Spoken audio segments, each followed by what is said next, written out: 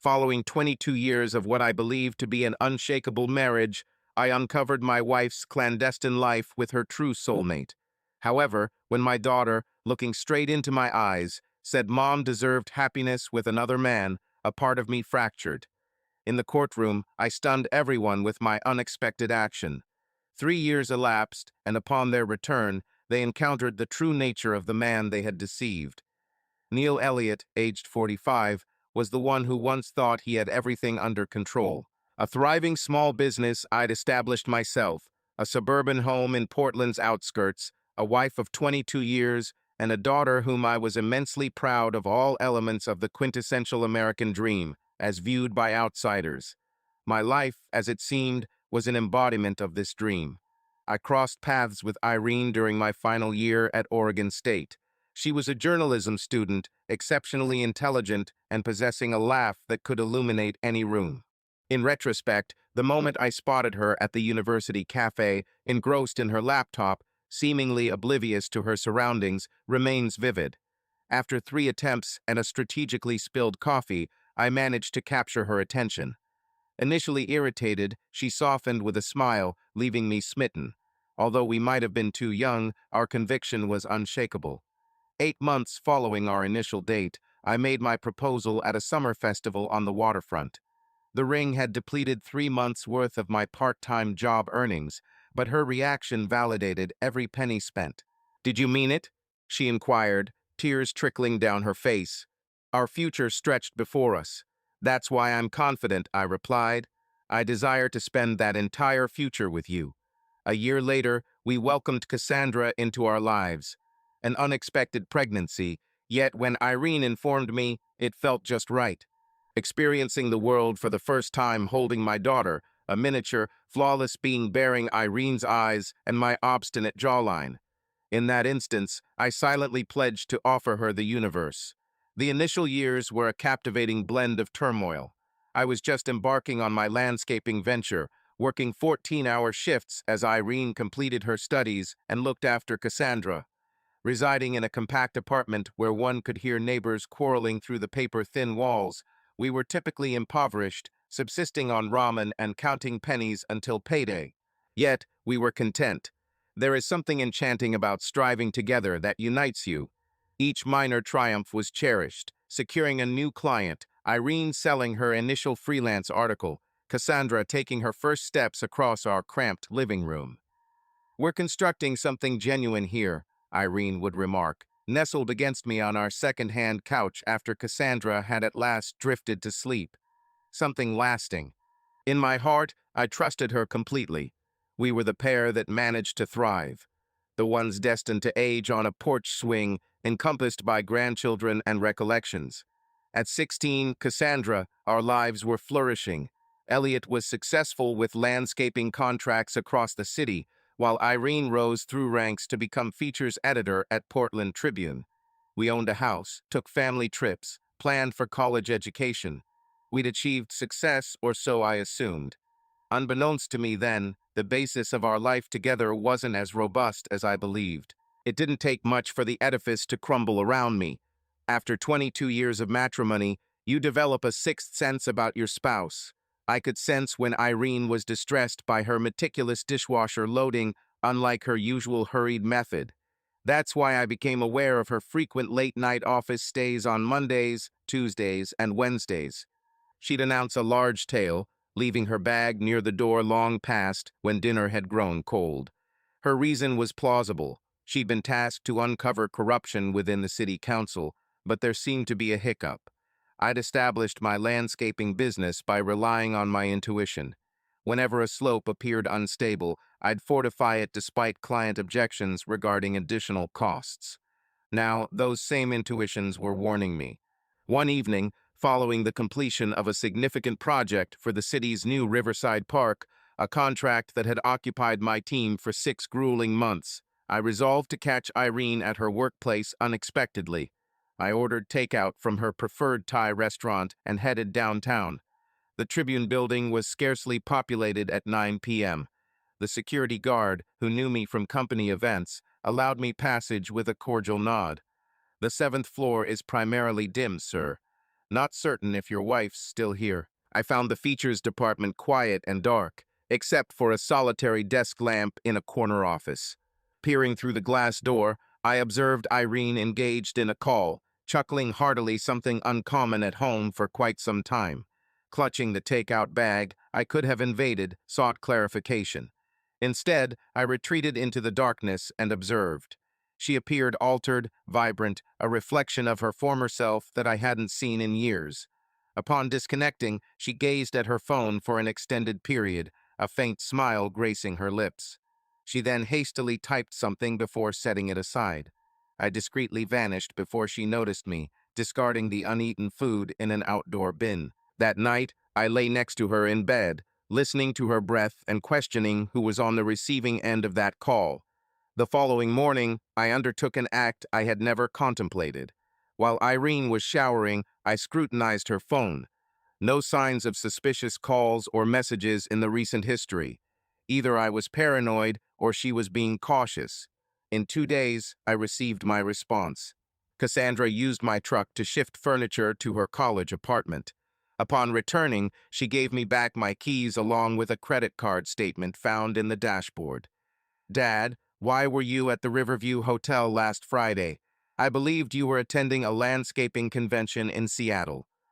However, I hadn't visited either location, but I instantly recognized who had been using my business credit card. I don't make decisions without concrete proof. After 2 decades of establishing my business, I learned to delve deep before taking any action. So, I enlisted Mike, an old buddy who is a former cop, and had a favor owed due to me landscaping his entire property at cost. "You're certain about this, Neil?" Mike questioned, as we sat in his vehicle outside the Tribune. "When you know something, you can't unlearn it. I need the truth," I replied firmly. The credit card bill displayed a hotel fee during a time when I was supposedly out of town. Either my card had been stolen or Irene was meeting someone and concealing her activities.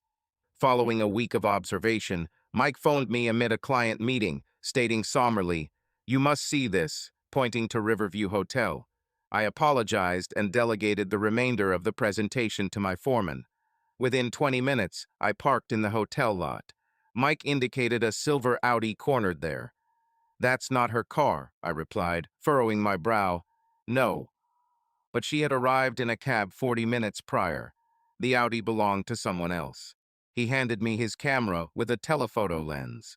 Through it, I observed a tall man with salt and pepper hair glancing at his watch before entering the hotel. There was something eerily recognizable about him. "His name is Damon Reeves," Mike informed me, "an editor at Seattle Sentinel supposedly. Irene and he had collaborated years ago." The name struck me like a tangible impact. Damon, I realized, referring to the man she dated before me, whose name she sometimes mentioned with a far-off gaze, the one who had relocated to Seattle for his career right before we met. "I've had enough," I declared, returning the camera.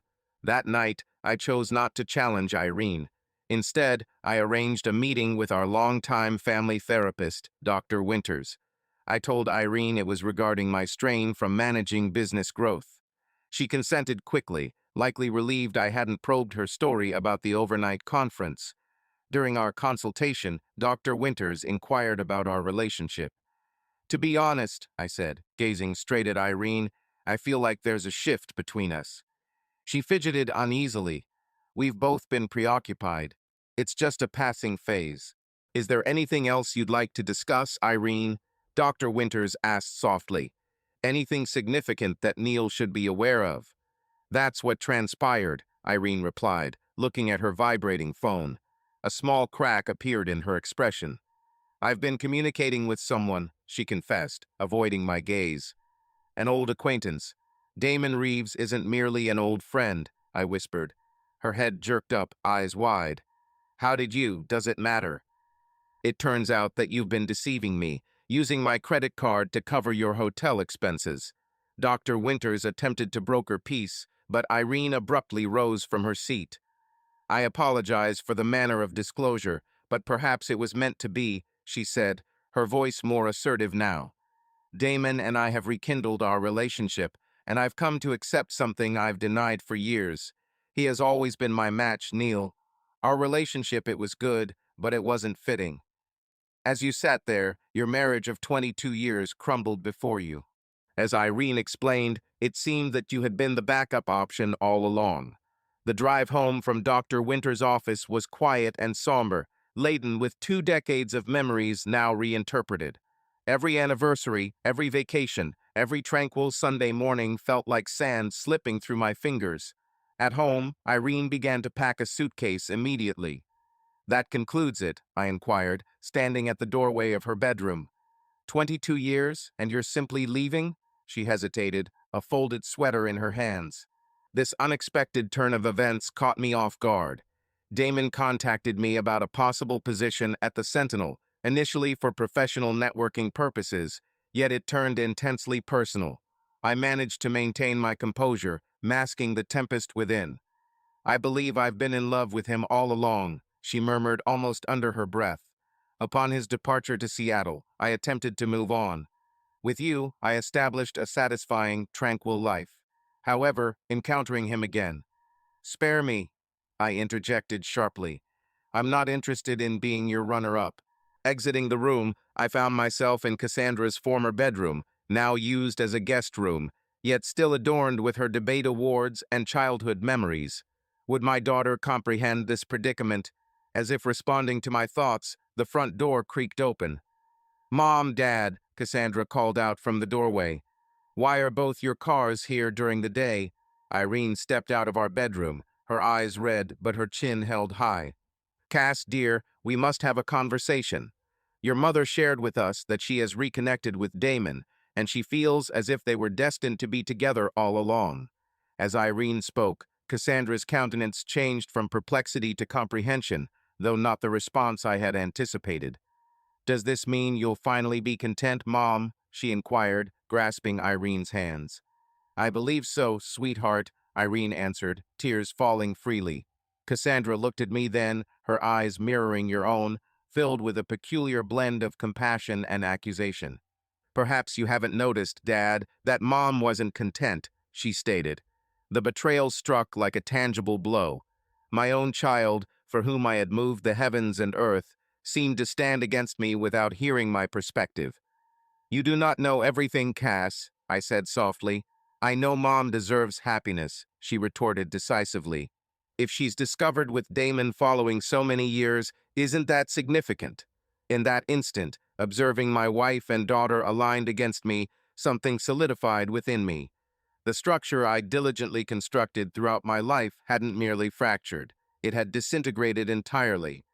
"You've been unfaithful to me," I eventually admitted, my voice echoing like metal in the room.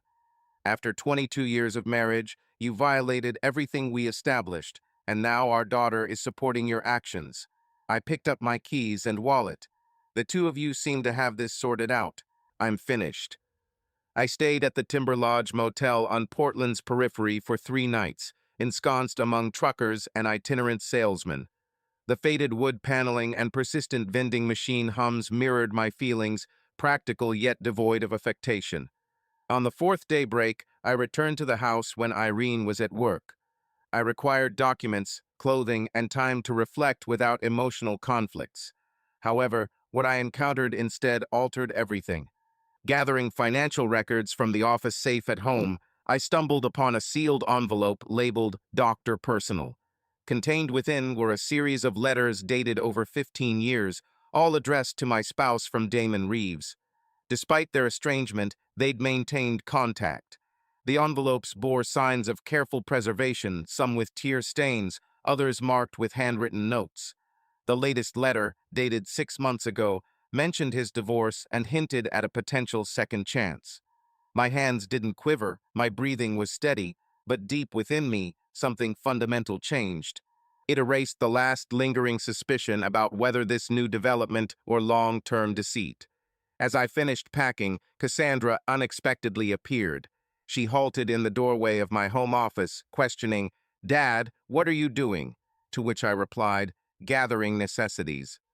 Blocking my way, she voiced her concern, "Mom's worried about you. You can't vanish without a trace." "Worry?" I chuckled, the sound echoing strangely within my ears. Your mother has been in love with another man throughout our entire marriage, Cass. I presented the envelope, evidence of it. She received the letters, her self-assurance wavering as she examined the dates and contents. Yet, she claimed their reconnection was recent. Lesson for you, child, even parents. Human beings can be deceitful. Tears welled in her eyes. But you and your mother were content. I concurred, my voice growing softer. Or at least I was. That's what makes this more painful. What are your plans? The only option available. Advance? But this is your house, she objected. You constructed this dwelling. You can't abandon everything. I gazed upon my daughter, so smart yet so unknowing. This ceased being my home the instant your mother decided I was inferior. And I won't let go. I'm opting for a new path ahead. I displayed the pile of legal documents I had amassed. Tomorrow, I will be submitting divorce papers. After discussing with my lawyer, your mother can keep the house. I'm moving forward. Cassandra inquired, looking vulnerable. What about me? I clarified, Cassandra. You've made it clear that your mom deserves happiness and love, and I don't wish to hinder that. I kissed her forehead and walked past her, carrying my briefcase and luggage.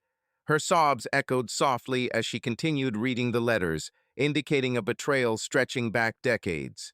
As I distanced myself from the house I had constructed, landscaped, and filled with aspirations, I chose not to look back. Men like me don't break, we rebuild. On that quiet Tuesday morning at the county courthouse, my lawyer, Sandra Matthews, greeted me on the steps, her stride firm and determination evident. Are you positive about this, Neil? She inquired softly. Total dissolution, minimal bargaining, no fault filing, I responded affirmatively. I established my business by knowing when to cut losses and move forward, which seems applicable here. Inside, we submitted the essential documents for divorce initiation, no theatrics involved. Simply the systematic dissolution of 22 years, condensed into forms and signatures. As we were departing, Fortune had other ideas. Irene climbed the stairs with her attorney accompanying her. She halted when she saw me, her color draining from her face. Neil echoed strangely from her lips now. I'm here to file. It's already done. I responded calmly. Her lawyer, a well-dressed woman in an expensive suit, glanced at Sandra. Maybe we should negotiate the settlement terms now that both parties are present. We shifted to a small conference room, where the four of us sat around a glossy table that mirrored our warped reflections. My client is ready to be quite generous, Irene's lawyer started. She acknowledges the chaos this has caused, and I don't want anything. I interrupted. She retains the house, her retirement funds, all belonging to her name. I claim my business, personal accounts, and items already relocated from the house. Irene gazed at me, surprise etched on her face. Surely you jest. After 22 years, After 22 years, you've chosen another. I surrender. I'm merely upholding your decision by severing all ties completely. Her lawyer attempted to assert that I was entitled to more, but Sandra had my directives. We established my conditions. A clean split, no alimony for either party, and minimal future interactions. As the lawyers deliberated over specifics, Irene leaned towards me. What about Cassandra? She's distraught. Is she? I raised an eyebrow. It seemed she was rejoicing in your newfound relationship with your partner instead. That's unfair. She's stuck in the middle. No, she made a choice, just like you did.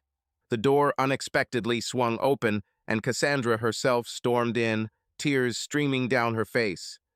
Parents, stop this. Dad, Mom, please. How did you discover we were here? Irene inquired. Chelsea contacted me, was the response. She's in my English Lit class, and her father is going through a similar predicament. We have been discussing it.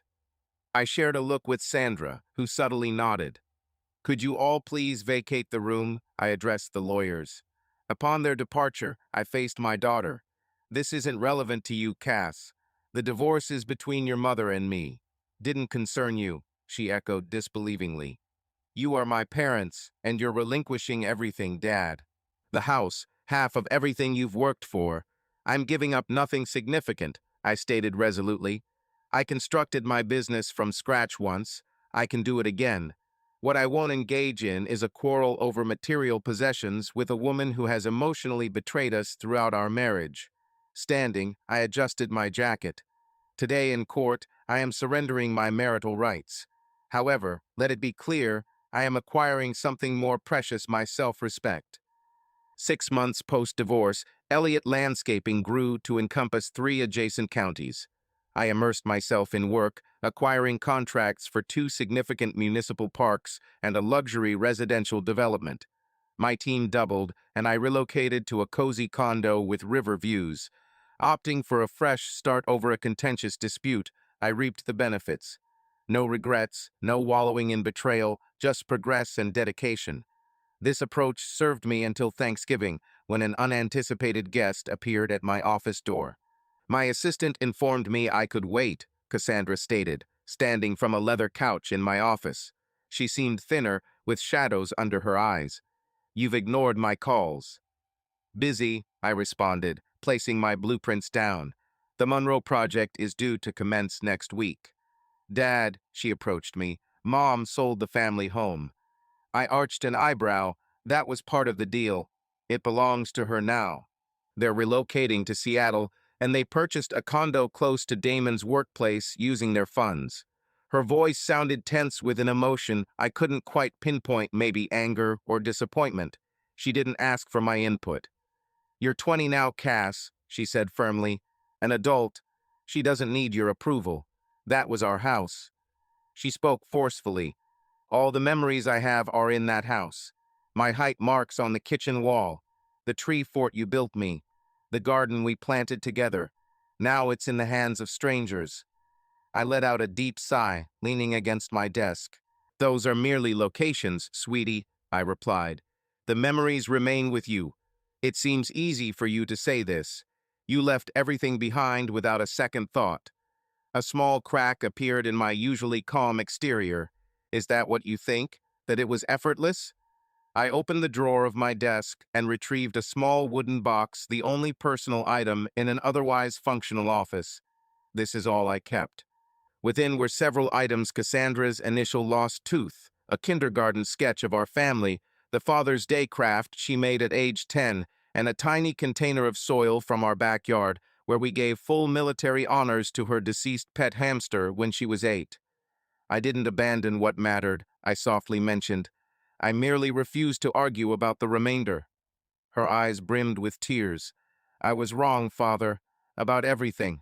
I discovered Mom's old diaries after you departed. She's been corresponding with Damon for years, even when they weren't in direct contact. She called you her safe bet, her convenient compromise. She angrily wiped away her tears.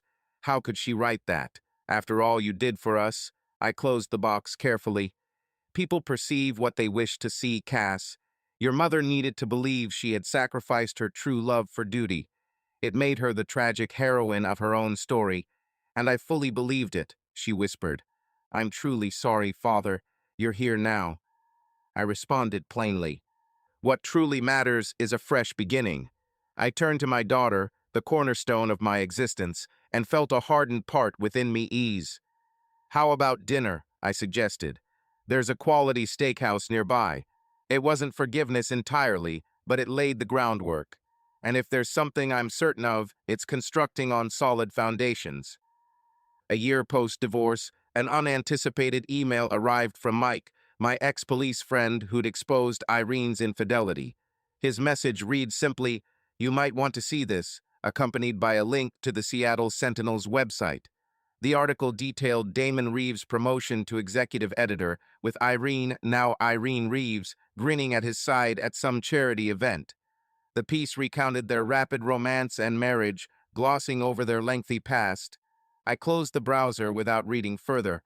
Their fabricated tale no longer concerned me. That night, I encountered Ryan Johnston, a prospective client and commercial developer, at an upscale downtown restaurant. His proposed eco-friendly shopping center presented my largest potential contract. Impressive plan, Ryan remarked, pushing the portfolio back towards me.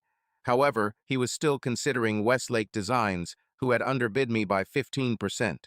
I clarified that they used non-native plants, which initially looked good but struggled in Oregon's climate, and their irrigation systems were inefficient, requiring double maintenance after 3 years. Ryan looked at me with renewed curiosity. Typically, men would reduce their profit margin to secure the contract. I don't compete on price, I said, signaling for another bourbon. I compete on value and integrity. My work endures. Honest, Ryan chuckled. That appeals to me. Let me ponder it. Before he stepped away to take a call, the restaurant hostess approached with a familiar figure in tow. Dad, Cassandra exclaimed. She was with a young man who seemed somewhat recognizable. Dad, this is Jason Miller, he explained, from my environmental policy seminar. The neatly dressed young man extended his hand. Mr. Elliott, great to see you again, sir. After some awkward greetings, I invited them to sit with me.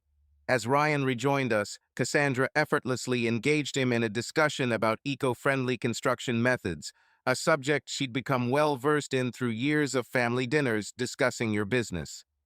By dessert, Ryan was sufficiently impressed to shake my hand firmly.